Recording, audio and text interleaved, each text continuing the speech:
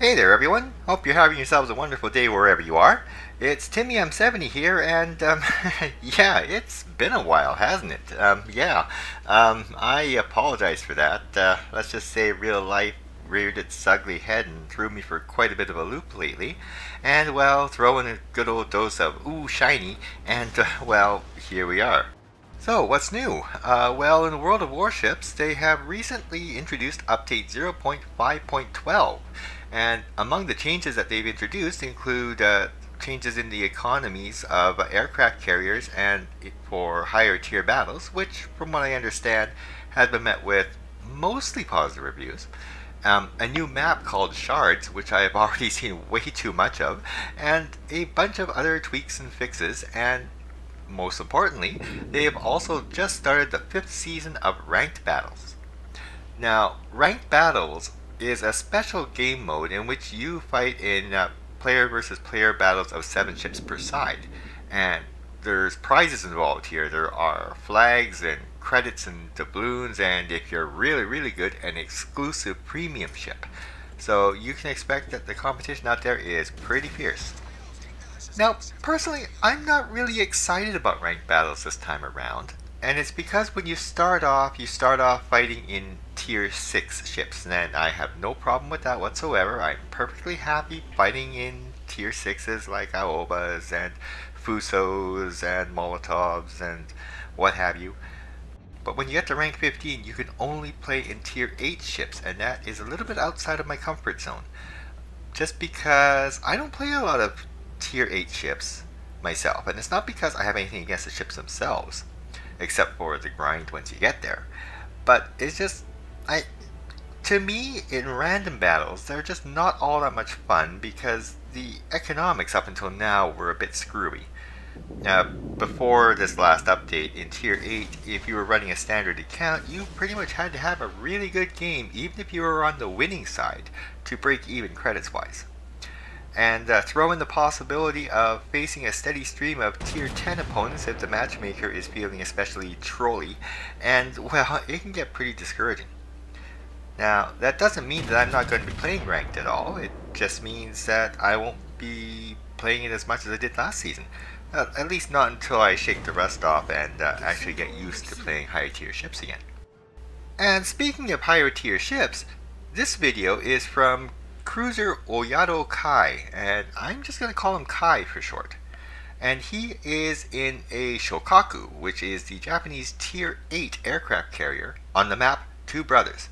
But it's not about Kai here. It is mostly about what Kai's teammates end up doing. Now, Two Brothers is an interesting map. As you can see, it's dominated by those two big islands in the center that are separated by that channel. Now, when I first started playing this game, I noticed that a lot of times destroyers would rush up to the entrance of that channel, fire a couple spreads of torpedoes down it, and then go off on their merry way. And for a while I thought, well, maybe it was superstitious players offering a sacrifice to the torpedo gods or something. But no, it was because more often than not, somebody would try to rush down that channel to take the enemy by surprise, or so they would think. And right from the get-go, it looks like the Dunkirk on Kai's team is trying to convince everyone to, and I quote from the chat here, invade the cap and go down the center. Looks like they have convinced a Myoko and the Sims to lead the charge, and right about this point they get detected by enemy aircraft. Now, there's still plenty of time for them to hit the big red abort button and break off the attack, but nope, they decide to go YOLOing down the middle anyway. So it looks like the Lemming train has left the station.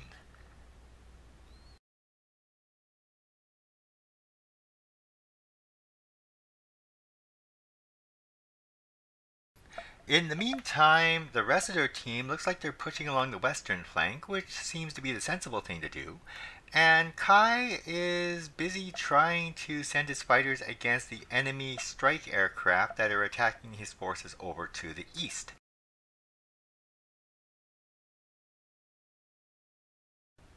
And as you can see on the mini-map there, the cruiser and destroyer are now halfway down the channel, and they are going to run into no less than 3 battleships and 2 cruisers waiting for them on the enemy side. Spoiler alert, this is not going to end well.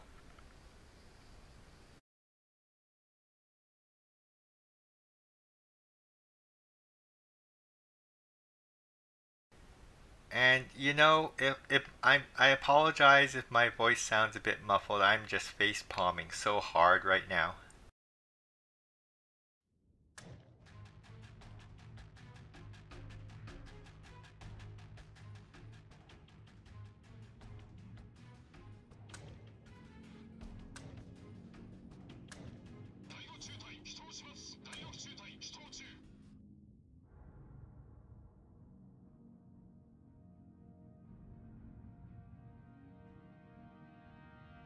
And there we go, the enemy guys now just took out the Myoko, so now Kai's team is down 1 ship, and this is just the beginning.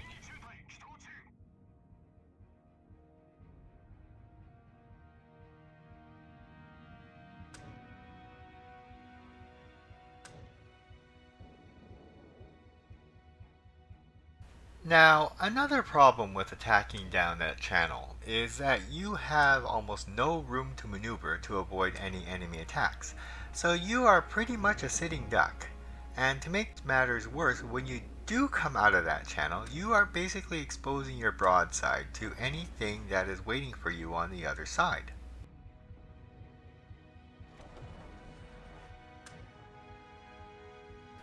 And another battleship has decided to take up the caboose on this Lemming train, and that is the Nagato on Kai's side.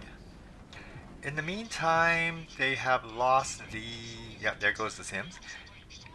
And they've also lost the Nuremberg, and that's over on the eastern flank, so I guess it doesn't really count towards the Lemming train casualty count here. I mean, it does, but I mean, that's not what we're really concentrating on here.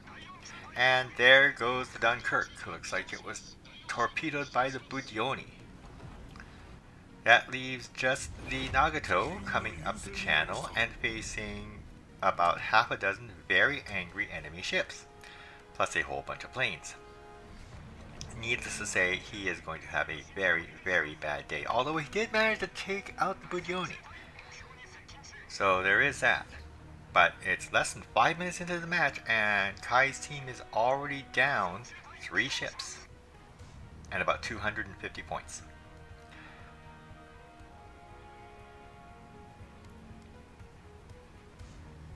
At this point, Kai's team has decided to push down the western flank because, well, hey, nothing's there.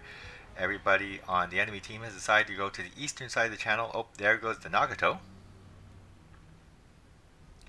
As I was saying, they've decided to go down the western flank because the enemy team has decided to camp around the eastern side of the channel to deal with the Lemming train. But still, there's a sizable force in the enemy base, and that's probably going to be more than enough to fend off 2 battleships, a cruiser, and possibly 2 destroyers. Kai has decided to come around the western side as well to lend his support and to get out of the eastern side of the map where he had decided to set up before, because there is nobody there to defend against the push down the east.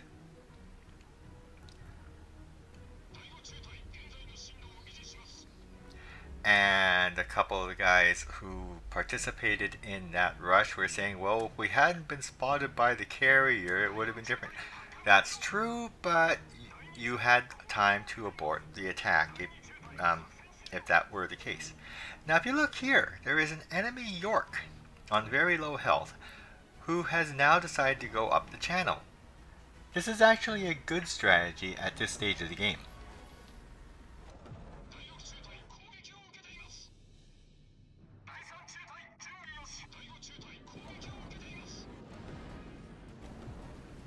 And you see 2 waves of Kai's dive bombers attacking that York and failing to do any damage, probably fended off by the York's defensive anti-aircraft fire.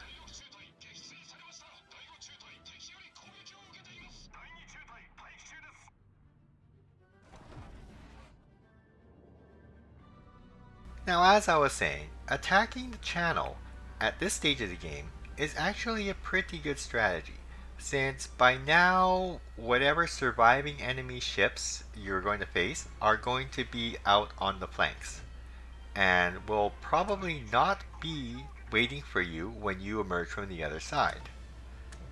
At the very least, what you can do is pull forces away from the attacking groups so that you'll weaken their push or even stall their push on either side. And if you're lucky, you can even capture their base outright and win the game.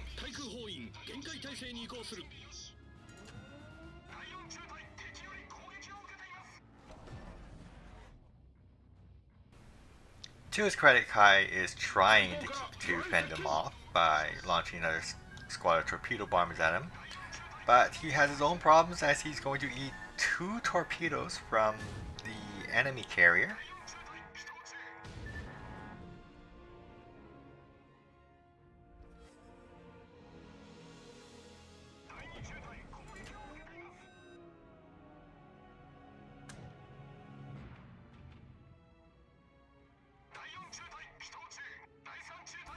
And obviously Kai's been detected by the enemy aircraft, and now the York hits him with high explosive shells and sets him on fire. And if it was in any other ship, being set on fire would be a minor inconvenience, but since he's in an aircraft carrier, it's worse because if you are on fire, you're not going to be able to resupply your planes. Your planes can't land on your flight deck if it's on fire. Which means once your planes drop their payload, they can't resupply. They did manage to hit the York, but it wasn't enough to take it out. And now Kai is taking fire from the enemy ships that are coming around the western side of the base there.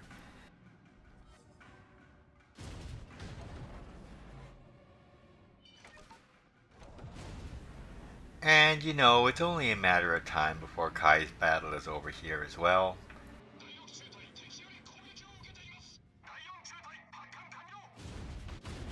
Any second now. Wait for it. Yep, there he goes, taken out by the enemy Amagi, who's had a pretty good game. Mind you, when you're up against opponents like this, it's really not all that hard sometimes. And there you have it, folks, a textbook example of how not to rush the channel in Two Brothers. I hope you found it entertaining, or at least interesting, or at least made you shake your head and facepalm a little bit. I know I sure did. Anyway, that's it for me this time around. I'd like to give a big thank you to Cruiser Oyoro Kai for letting me use his replay.